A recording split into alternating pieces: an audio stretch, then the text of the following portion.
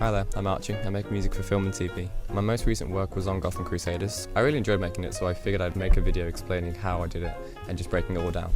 I've got a few sections to discuss, those being strings, brass, percussion and woodwinds. I'm going to do strings first since they are the main part of the track.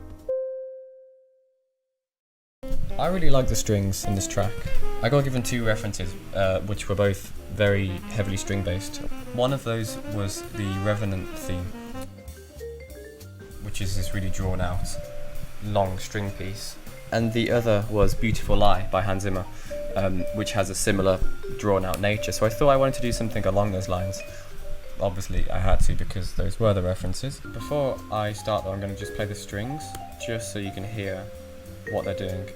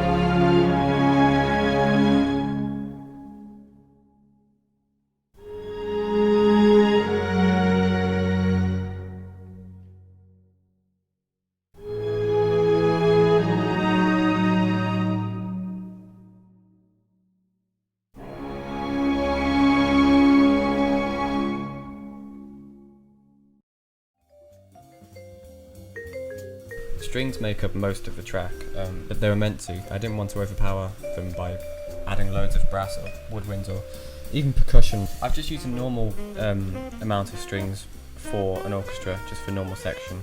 To one, maintain realism, and two, it sounds good. The best place to start is probably bass. It's nothing fancy, the whole piece is nothing fancy, it's just simple, but it works. So, double bass, as you assume, play the bass notes.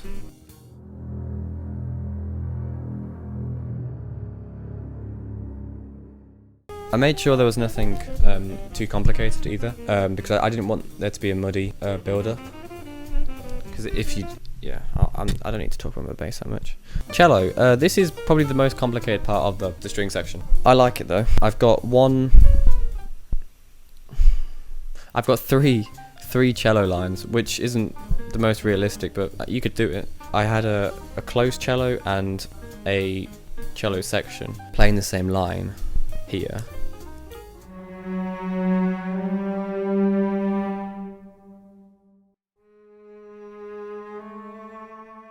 So for one of the cellos I use Cinematic Studio solo strings. Because of the definition, it just made the notes clearer, and since there were lots of low notes being played together, you want it to be clear. I am, by the way, using the Cinematic Studio stuff because it's great and it works and I like it. So yeah, throughout the whole thing, those two play the same notes. That's the melody without any harmony. I've got a lower cello to harmonise.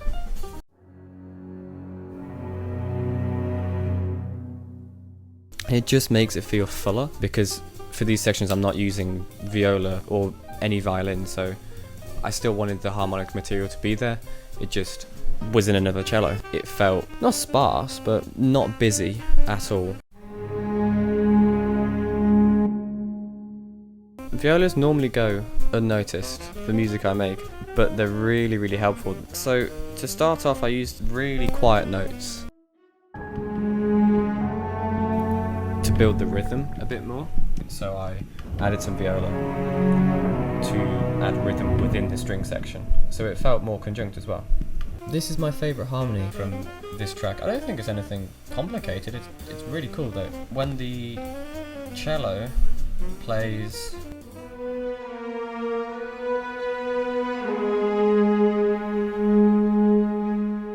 in the first half of this section, the viola sticks to that, but then it switches into a higher harmony.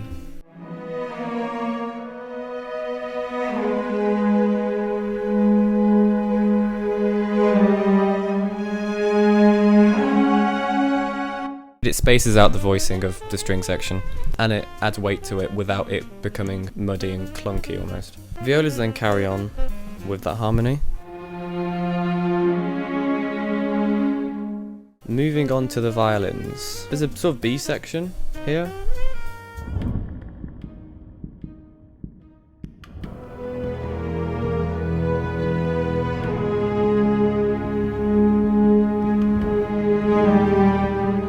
It's a sort of a release moment from the build-up of the chords before. It's still in the lower voicings with viola now coming in, adds a sort of middle voice I suppose. And then for the second half of that section, violins come in.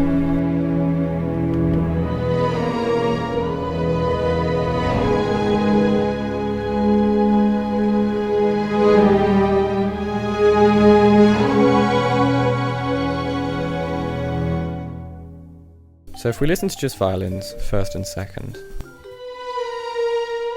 I've put them on concertino because I really like the soft feeling of it. I didn't want anything to be too harsh.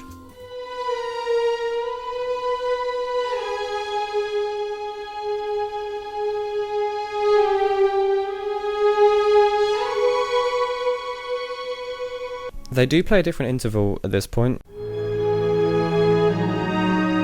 to add a sort of a question, which is then resolved by the home chord.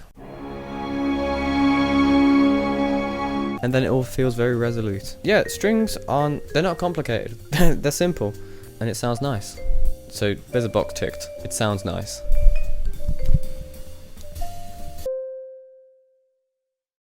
Hello, I'm going to do percussion now.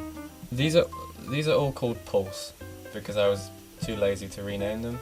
What I mean by the pulse is this.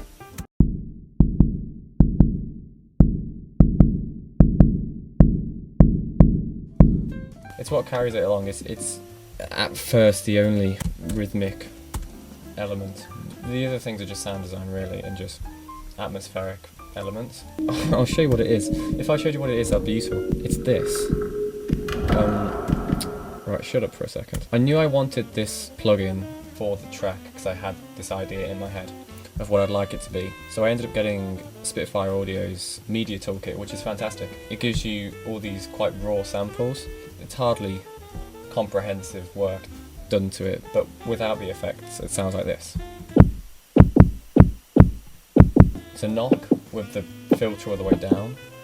I didn't want it to sound that aggressive. So it does sound slightly like a heartbeat now. And then just Space Designer, because it's useful, I can rely on it. That's the base of the track really. At the start of the track, these are the whooshes, and I haven't done much to make them sound like this. They really push the track on, if anything. There's a bit of automation, so once the strings get louder, this still pushes through. I've just taken the filter and put it right down. It sounds like this normally.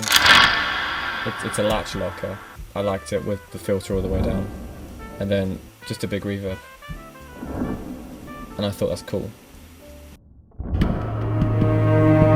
It just really helps to push the track along, as I said. Sort of crackling sounds. I quite liked it to sort of build the suspense, I suppose, and mystery of the whole thing. We wanted a dark piece of music, so this really helped, I think. Without reverb, there's scissors. I took the filter about halfway and then added a reverb with the dry all the way down. 3 more things for the intro. This is one noise and it happens once. It helps to introduce the whole track, I think. It's this. It's a tambourine. That's the sound. Delay on it, it sounds like this. this reverb on it, it sounds like this. This is another mechanical sounding thing. I used the hi-hats and did exactly the same thing. Originally it would sound like this. Add some delay. Reverb. It's sort of a low whoosh. This is a piano. There's nothing really exciting, but it's just a piano, a wet piano.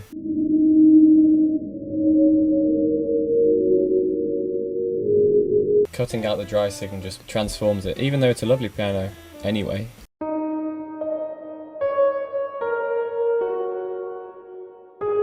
And there's reverb on it already, because I thought, why not? This goes under the radar.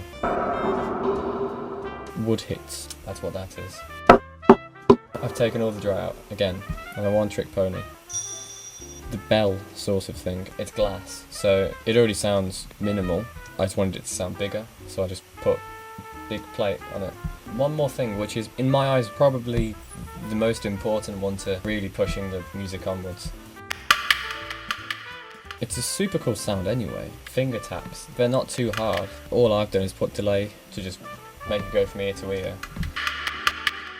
And then reverb to add a bit of roominess to it. All the percussion comes together to make this.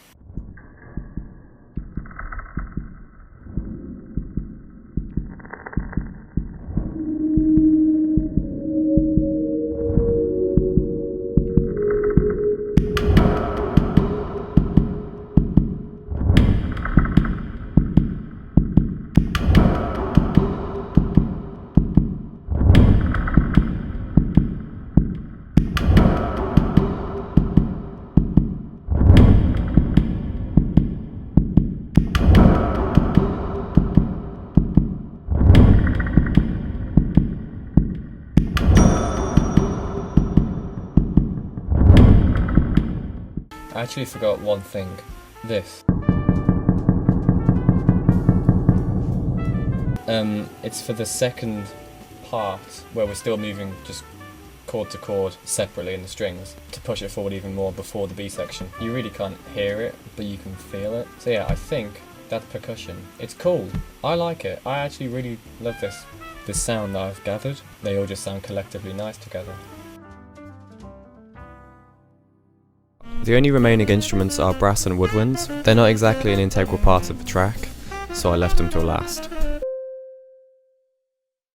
We'll start with woodwinds. I usually really like using woodwinds. I used them on one of my Batman themes I made for Batman Hope, and that really transformed the track into something that moved more. It didn't feel as rigid after as well. That being said, there are no woodwinds in this track, only because I wanted to keep it minimal, and I felt if I used them, they'd possibly add a bit too much movement, especially at the start. I didn't want to overcomplicate things, so I kept it free of woodwinds, and I think that kept a lot of the simplicity. Brass is there, it does exist in the track, be it very minimally. So in this track there's one French horn line played on 4 French horns, and they play this line.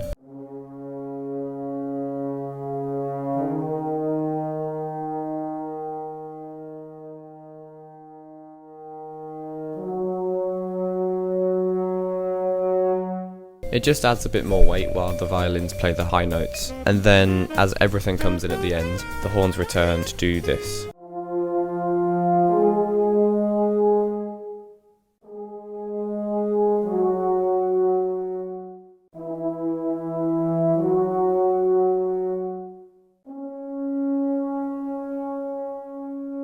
I think it just levels out the mix slightly, and it adds more harmony, which is always a good thing, I think. So that's that for instruments.